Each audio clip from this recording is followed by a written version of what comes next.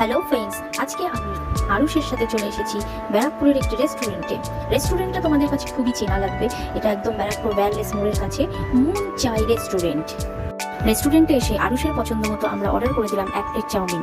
দেখো চাউমিন চলে এসেছে এবং আরুষ খেতে শুরু করে দিয়েছে।